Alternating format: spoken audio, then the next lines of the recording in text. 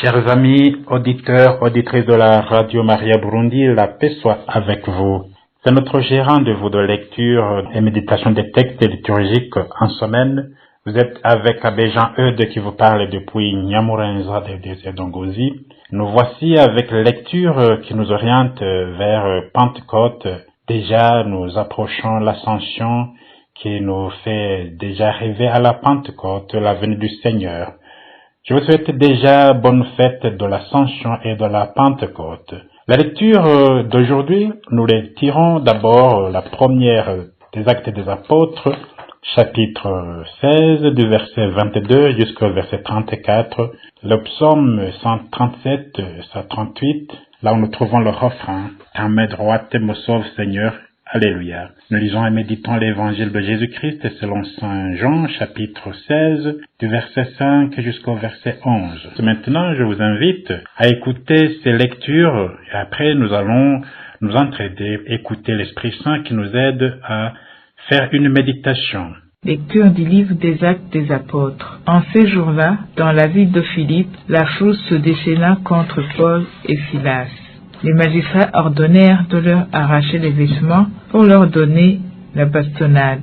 Après les avoir roués de coups, on les jeta en prison en donnant au geôlier la consigne de les surveiller de près. Pour appliquer cette consigne, il les mit tout au fond de la prison avec les pieds coincés dans les blocs de bois.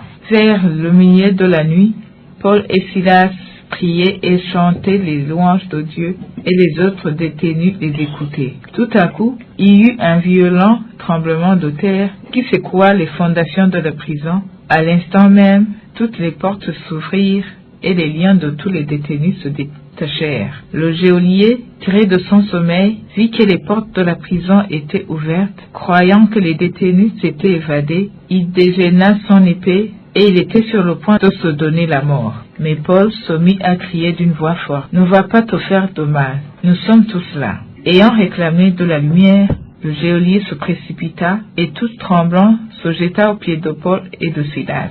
Puis il les amena dehors et leur demanda, « Que dois-je faire pour être sauvé, mes seigneurs ?» Ils lui répondirent, « Crois au Seigneur Jésus, et tu seras sauvé, toi et toute ta maison. » Ils lui annoncèrent la parole du Seigneur, ainsi qu'à tous ceux qui vivaient dans sa maison. Alors même, en pleine nuit, le geôlier les amena pour laver leurs plaies. Aussitôt, il reçut le baptême avec tous les siens. Puis, il fit monter chez lui Paul et Silas. Il fit préparer la table avec toute sa maison. Il laissa déborder sa joie de croire en Dieu. Parole du Seigneur.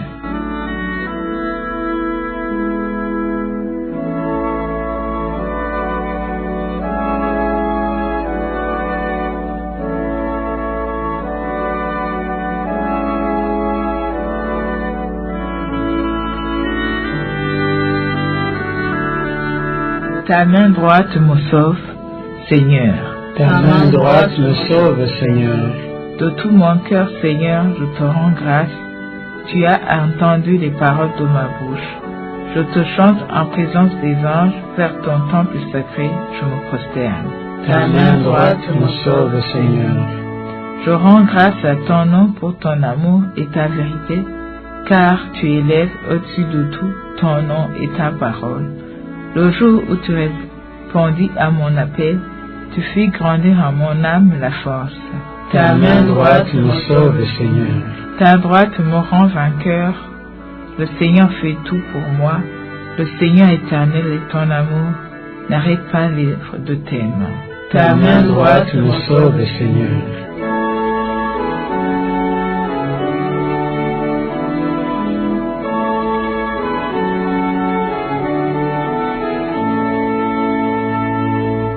Alléluia, alléluia, je vous enverrai l'esprit de vérité, dit le Seigneur. Il y vous conduira dans la vérité tout entière. Alléluia. Évangile de Jésus-Christ selon Saint Jean. En ce temps-là, Jésus disait à ses disciples, « Je m'en vais maintenant auprès de celui qui m'a envoyé, et aucun de vous ne me demande, où vas-tu? Mais, parce que je vous ai dit cela, la tristesse remplit votre cœur. Pourtant, je vous dis la vérité. Il vaut mieux pour vous que je m'en aille, car si je ne m'en vais pas, le défenseur ne viendra pas à vous. Mais si je pars, je vous l'enverrai. Quand il viendra, il établira la culpabilité du monde en matière de péché, de justice et de jugement. En matière de péché, puisqu'on ne croit pas en moi. En matière de justice, puisque je m'en vais auprès du Père et que je ne vous verrai plus. En matière de jugement, puisque déjà le prince de ce monde est jugé. Acclamons cette bonne nouvelle du salut.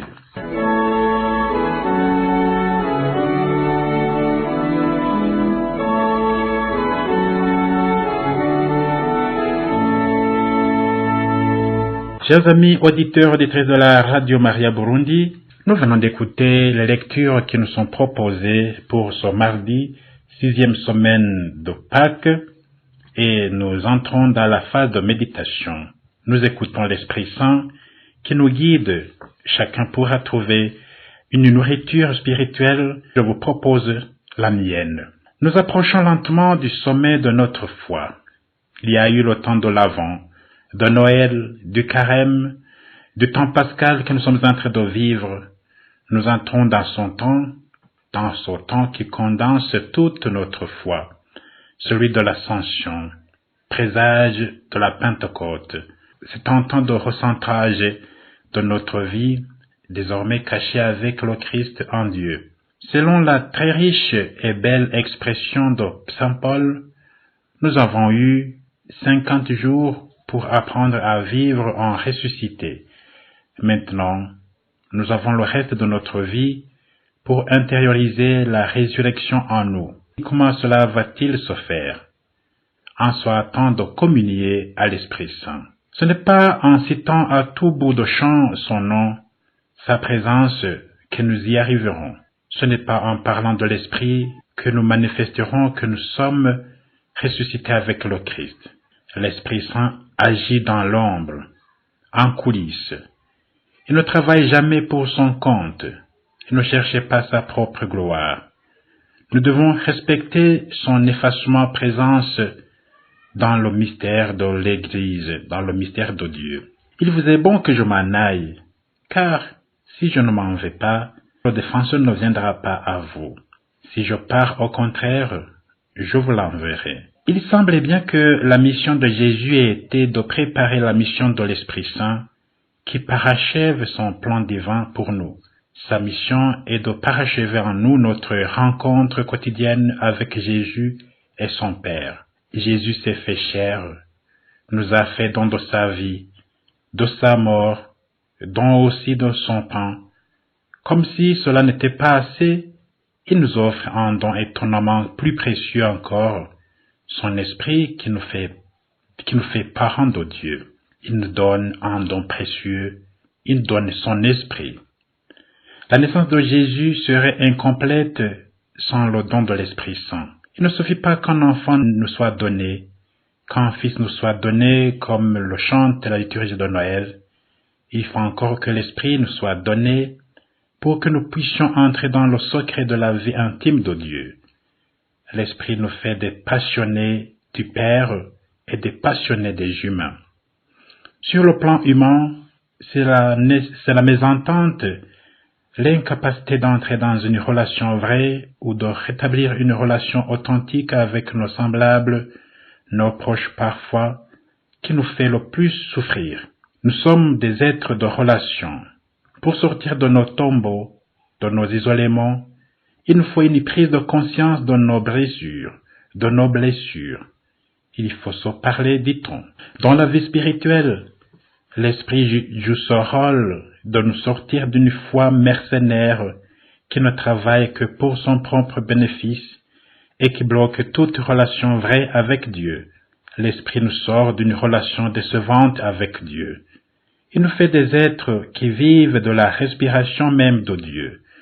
C'est le cadeau par excellence qui nous ouvre les portes dans notre monde et sur une autre manière de vivre. Tous ceux qui se laissent conduire par l'Esprit de Dieu, ceux-là sont fils de Dieu. Romains chapitre 8, verset 14. Vivre ainsi, c'est avoir une personnalité chrétienne. Cette personnalité, la première lecture des Actes des Apôtres, nous en a présenté le visage en la personne de l'apôtre Paul. Rien, pas même après avoir été roué de coups, jeté en prison avec des pieds coincés et dans des blocs de bois. Rien ne l'a dissuadé d'annoncer Jésus et de le faire connaître. Je me permettrai d'abord d'expliquer le contexte de l'emprisonnement de Paul et de Silas. Qu'ont-ils fait pour être mis en prison dans la cité grecque de Philippe? Pour une fois, ils ne sont pas persécutés pour la raison d'avoir directement annoncé la résurrection du Christ, ce qui était souvent le cas, mais pour avoir libéré une femme de la servitude de liens qui l'enchaînaient. En effet, selon l'histoire du livre des Actes des Apôtres que nous avons entendu, une servante, entendant une esclave, est possédée d'un esprit de divination qui lui permet d'effectuer des miracles, peut-être des guérisons. Cet esprit devrait être très efficace, car les maîtres de la femme esclave, la femme en question, ces maîtres ont récolté de gros bénéfices, nous dit le texte. Nous pouvons le dire en passant. La divination existe ainsi que la communication avec les esprits des défunts. Elle peut permettre des choses étonnantes, mais elle a un coût, un prix à payer qui est l'asservissement de la liberté, de la joie profonde et de la dignité de la personne. Cet esprit de divination qui possède la femme esclave donc, ce démon, réagit instinctivement à la seule présence de Paul et de son compagnon Silas. Donc cet esprit dit de divination qui possède la femme esclave, ce démon réagit instinctivement à la présence de Paul et de son compagnon Silas. Ces hommes sont les serviteurs de Dieu, et ils annoncent le salut, crie-t-il partout. Paul est excédé et demande à l'esprit de sortir, et voilà que l'esprit obéit. Formidable. Mais voilà que les maîtres de la femme esclave en question sont très fâchés, car ils tiraient de gros bénéfices de cet esprit. Ils attisent en conséquence une émeute qui a abouti à l'emprisonnement de Paul et de Silas. La suite, nous l'avons entendu dans les Actes des Apôtres. Le dénouement est celui-ci. En plein milieu de la nuit, la prison de Paul et de Silas s'ouvre toute seule par la seule force de la prière. Est-ce un conte, une histoire, un récit mythologique, une légende dépourvue de vérité historique? J'étais porté à le croire moi-même. Mais, tôt ou tard, la réalité nous rattrape. Il existe des exemples contemporains de ce genre de miracles, visibles pour celles et ceux qui acceptent de bien vouloir les regarder. Nous sommes entourés de signes que nous ne voyons pas, parce que, sans doute, nous ne désirons pas les voir. Je peux fournir une référence de faits qui se sont passés exactement comme ce qui est décrit dans ce récit, mais dans un contexte lié à la Seconde Guerre mondiale. Si la chose intéresse, toutefois, rappelons-nous que nous sommes souvent esclaves des choses qui sont presque vraies, mais qui ne sont pas de Dieu. Aujourd'hui, dans notre entourage, quelles sont les servitudes environnantes qui peuvent nous enchaîner, réduire nos libertés et nos autonomies? Il m'arrive de rencontrer des personnes qui ne s'appartiennent plus à eux-mêmes, car ils appartiennent aux banques envers les autres. Ils sont enchaînés, ils sont pris par d'autres esprits. Il m'arrive de rencontrer des personnes qui ne s'appartiennent plus à eux-mêmes, car ils appartiennent au milieu médical ou à quelques autres guérisseurs, en qui ils se remettent totalement en occultant leur capacité d'esprit critique et un certain contrôle sur leur propre personne, sur leur propre corps. Les corps appartiennent aux personnes qui les habitent, bien davantage qu'ils appartiennent au milieu médical ou d'autres thérapeutes. Il m'arrive de rencontrer des personnes qui ne s'appartiennent plus à eux-mêmes, car ils appartiennent à la publicité et à la pornographie et à la propagande environnante qui colonise les esprits par le moyen des écrans. Ces écrans nous déclarent inéluctable le fait, par exemple, de devoir parler anglais, de devoir changer souvent de profession ou de conjoint. D'autres manipulations font croire en la nécessité de s'engager dans la violence terroriste. Sommes-nous en train de perdre notre capacité à choisir ce qui est bon, ce qui nous construit, ce qui est juste pour le plus grand nombre? Perdons-nous le courage de nous battre comme l'ont fait nos anciens, préserver nos saines autonomies? La lecture du livre des Actes des Apôtres nous l'affirme, que ce soit au travers l'emprisonnement de la femme, esclave par l'esprit qui l'a possédée, ou que ce soit par l'emprisonnement de Paul et de Silas dans les chaînes qui les liaient. Il n'y a pas de fatalité dans l'asservissement aux forces et aux intérêts qui nuisent et nous détruisent. Il n'y a pas de fatalité, mais le combat ne s'effectue pas dans l'isolement. Il ne se gagne qu'à la condition d'être engagé aux côtés des autres que nous entendons servir, et aux côtés de Dieu, aux côtés de l'accomplissement de ce que nous connaissons de sa volonté d'amour, de respect, de justice et de paix. Coupés de cette source, coupés de la source divine, coupés des autres, nous nous épuiserons rapidement et n'aurons bientôt plus la force et le courage du combat. Revenons sur l'Évangile. Il nous rappelle le fait que l'Église se prépare à commémorer le don de l'Esprit Saint de manière toute spéciale lors des fêtes de la Pentecôte. Même si Jésus est monté au ciel, même si nous ne voyons pas Dieu visiblement par nos yeux, nous ne sommes pas seuls. Notre défenseur est parmi nous. Il nous engage dans les combats pour rendre ce monde plus juste, plus vrai, plus fraternel et plus libre.